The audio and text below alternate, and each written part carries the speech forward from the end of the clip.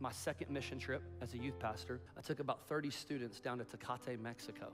But we get across into Tecate, Mexico, and we're serving this community, very impoverished community, right outside of the heart of the city, kind of about 30 minutes in a remote desert.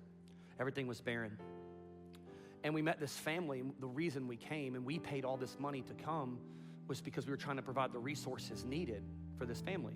And it was a family of 6, and they were homeless. They were literally living in a tent, like tarps in Mexico. And so we got there and we began building them this house. It was a 12 by 12, what many of us, we have sheds bigger than this house. But we did a 12 by 12 slab and we laid it, took some time to dry, and we built another house. And then we constructed this whole house in a week's time. We finished it, it was awesome. And the family would kind of come by and they were just kind of watching. And I'll never forget that last day. We were going to say goodbye and to meet the family and pray over them and just bless them, let them know that God loves them and sees them. And when we got there, there's 30 students, probably 10 adults. We get there, and this mama cooked up all of these refried beans and rice. I mean, there was a lot of refried beans and rice. And she said, had the translator talk to us and said, hey, we made this for you. And I remember my response. I was like, oh, no, hey, that's okay.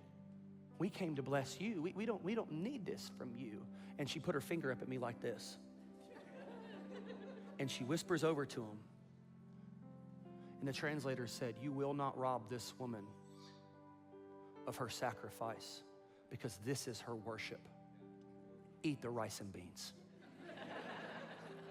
And I'll never forget, we sat right there on that dirt floor outside of that little house. And those were the best rice and beans I've ever had in my life.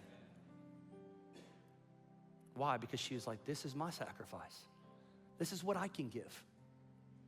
And I think that's such the heart of the Father. You know, when we take a look at God, you know, God never asks us to do something that he himself hasn't done.